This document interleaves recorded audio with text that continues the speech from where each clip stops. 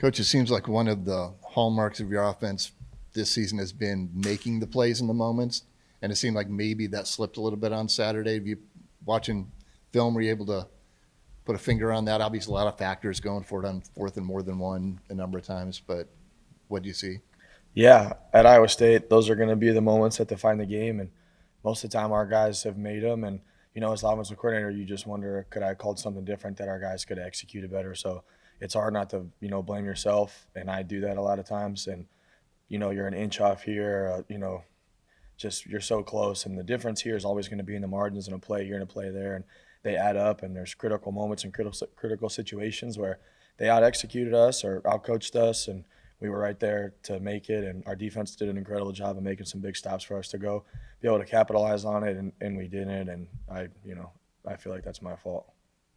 It's the Chase so well we've seen the last couple of weeks been the Chase so well you expected to see when healthy. Yeah, absolutely. That guy is so electric and he's so talented, and we knew with just him getting dinged up in camp and his journey back, we didn't know how long it would be, but knew at some point that guy was going to break through. And he's been as consistent as anybody that we have and as trusted as anybody that we have on the offense to go out there and make plays. And he's going to have his hands full this week too. So he's going to have a big week, and he's done a great job getting better each week. Taylor, how much do you have to rewire your decision-making process with where your guys' kicking situation is right now? Yeah, you have to do it, but it's not fun and you don't like it, and we miss Kyle. But it's fun, like scheming up new stuff and having new opportunities, as like stressful as it can be. But you do have to like rewire, and we do a lot more fourth down stuff in practice to just simulate it. And every time we can yell out like it's 4th and 5 in the fourth quarter and the game's on the line, just to put your guys in those shoes to go out there and make those plays, because those moments are coming. And we had a lot of them last week, and we have enough experience on the offense to go and rise up to the challenge. And we want the ball to be in Rocco's hands, and we want the ball to be with us on offense to have opportunities to go win the game. So it's an exciting time, and it's all about perspective. It's a great opportunity for us to go and score points, and that's what we want to do. I hate, as good as Kyle is, I hate when we send the field goal team out there, because it's something that, we didn't score a touchdown, and I feel like we left points on the board. So I always want to go for it. I'm pushing Campbell to go for it. So now, with the circumstances of it, we are a little bit more. But as much as we can put the ball in Rocco's hands and let our guys go make plays, I'm always for it. I think like making a decision to go for it on fourth down is probably different, like intellectually for you, than knowing we have 4 plays to get 10 yards. How does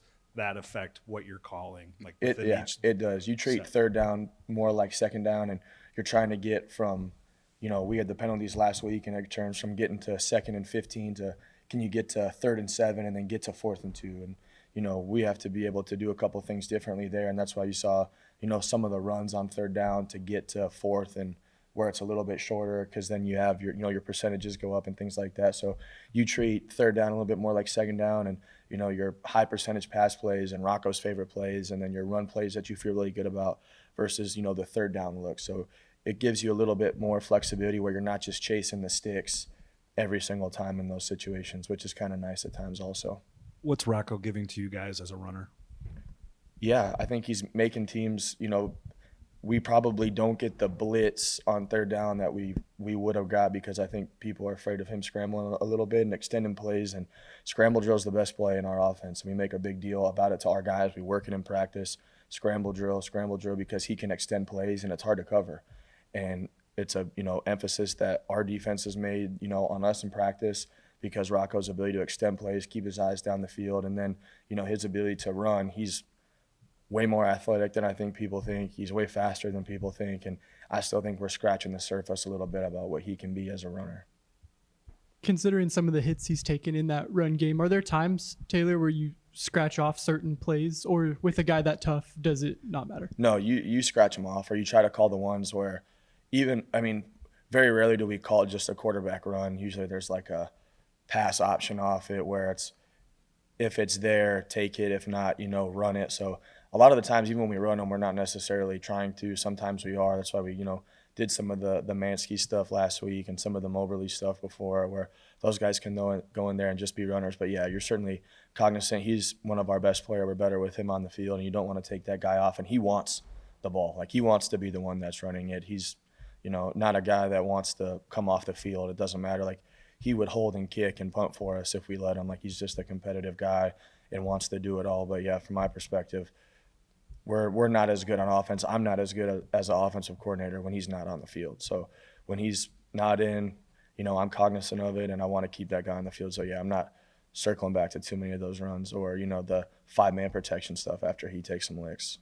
And then I'm curious if you had a conversation with Bramer about kind of what he was thinking going out of bounds on the last play. Yeah, I talked to him afterwards, and there was just a mix-up with him on how much time was left. He thought there was a second left. There wasn't, wish, we could have done some things differently. And, I should have communicated that to him better. We should have communicated that to him better. Just try to be on the same page, some awareness there. But he thought there was time left. There wasn't. You'll love to have the game not come down to that play where it's just, lateral fest and trig play stuff. But, yeah, that was the situation there. Taylor, you have Abu who has his best game yardage-wise against Cincinnati. When you look back at the film, what stood out about why he was able to break loose in a way, and then looking forward to Colorado, a team that's been susceptible to the run, what are you hoping to see to have him grow on that, especially with Carson with dealing with a concussion? Yep, I think more so like Abu played confident, and he plays against that defense all spring, all fall. So I think the reads were simple for him where he could go and play fast. And I walked out of that game like, how can we make it easier for him to go out there and play fast also versus different defenses, because he is a spark plug for our offense, and he is so electric, and we're going to need him to have his best game, of the season this week. And the Colorado defense is really good. Like, they had some, most of the yardage came in the first game against Georgia Tech with some quarterback run game and stuff like that, because they are incredibly talented and gifted up front, one of the most athletic defensive lines that we've seen here since I've been at Iowa State. And he's going to have to be the bell cow for us to go out there. But it's the mentality. When he's running hard and he's trucking people and jumping over people, it inspires the rest of our offense. Like, you better bring it. Like, this guy's jumping over people and running through people, whatever it takes. And it just kind of gives our offense another gear. But I think the confidence thing for him is big. Going off of that, what do you think it'll take for Abu to be more consistent moving forward? Yeah, I think I always kind of circle back to like what I can do to help that guy, and I think I can simplify the looks for him. Maybe we don't always have to have a shift trade motion on some of the stuff, and we don't always have to have a RPO on some of the stuff. Like, he's good enough where we can get the ball and we can put him one-on-one with a safety and one-on-one with a corner like we did last week and let him go and make plays. So sometimes I overcomplicate it for Abu, and I could just put that guy in the pistol and give him the ball and let him just go cook. So that's how I took it with me. Like, I can make it easier for him. He don't have to do nothing besides just worry about getting better every day and getting back. We played a lot of snaps on Saturday. Everybody's feeling it a little bit from just the amount of snaps that we had, but I don't want him to worry about anything but, learning the looks and go out there and play fast. It feels like Abu is more effective when he's able to just take the handoff and hit the hole, or just initiate that contact rather than get the handoff and dance around a little bit. Would you agree with that sentiment? And yeah, do you feel like? Yeah, I think so.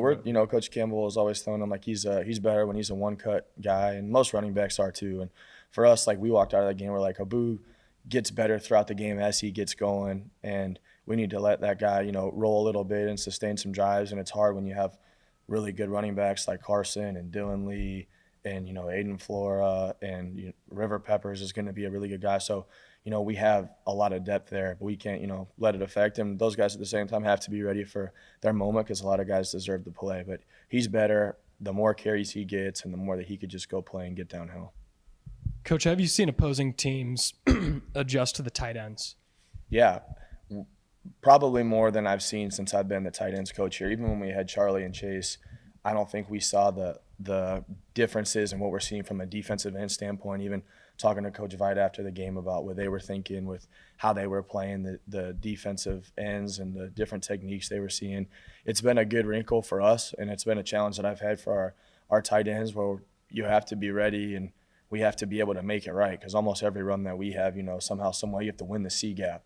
And it's a good challenge for us, and we're going to see defensive ends that want to split double teams, and we have to be able to, block like offensive linemen at times. So I think for us, like, we just have to practice the different looks, and the more that I can challenge those guys and challenge myself, the better those guys usually get. But it's been a unique wrinkle that teams have thrown at us to try to slow down our running game, and it's worked. And I think, us being able to be versatile in how we're doing it in different kind of formations and shifts and trades we can get to without confusing our guys is something that I have to be better at doing for them to execute a little bit better. Taylor, it seems like a trait you and Rocco both have, quote, your own worst critic. Like when you were talking earlier about blaming yourself for a few Yeah. things. How, a lot of people maybe wouldn't think of that as a positive, like it makes you, but how is it that kind of it makes you a pro maybe to be like, whatever went right, I've got to focus on what went wrong because that's the only thing that'll make me better. Is that kind of Yeah. how you describe that? Yeah, I think so. And there's enough in football to worry about all the time. Like it's really hard. And as soon as you start worrying about other people or the what ifs of it, like you're going to lose track of your process. And I have enough George Costanza in me to where I'm always kind of just mad at myself for different stuff and think that it's my fault. And our kids here, like you won't find a quarterback that's more willing to go out there and die for his teammates than our guy. And guys willing to fight. We played 91 snaps and there's not one kid that's slowing down the whole time. So like when we have guys that fight as hard as we do and want to do everything right, like you can't be mad at them for the attitude and the effort and the things like that. So like for me, it's like our guys will go out there and do everything we ask them. Like I have to make sure I'm asking them to do the right thing. And, you know, sometimes you are and sometimes you learn that you're not. But that's always my kind of outlook on it. Hi, Coach. Was wondering if you could comment on what you think the emotional experience for Chase Sowell could be like this weekend, going back to where he started his college career at Colorado. Yeah, I think it'll be an awesome opportunity for him. And you look at Rocco going to West Virginia last year, and they were honoring his dad, and him going back to Colorado where they asked him to leave. There's a lot of, you know, emotion in every single football game, and he's been around the block enough times to know where, like, there's going to be noise to it. He knows the environment. He's given us some good tools on just what to expect, and he knows the ball's going to get called his way a lot of times, and he's just got to stay present in the moment of the plays. And there's going to be a lot of noise to it, just like any other game, and especially when you come off a loss, like everything, you know, gets a little bit tighter, and that guy's got to be able to play confident and play loose for us to go out there and play our best football game. But luckily, you know, we've had, you know, we go play Coach Vite last week. He was here, and, you know, he's close with all of us, and Rocco Beck going back to West Virginia. We've had people that have had to do that kind of stuff before that can give them some good advice on just being present. You know, Charlie Kolar, we went back to Oklahoma, you know, where he's from, down the block, and those guys have all had. Rocco had one of his best games against West Virginia. Charlie had, well, I mean, played out of his mind at Oklahoma. And I know with just how Sowell is and how he is and the competitive nature he is, his dad is, his brother is, his sister is, like those people are competitive, you know, to their core, and he'll go out there and give it his best shot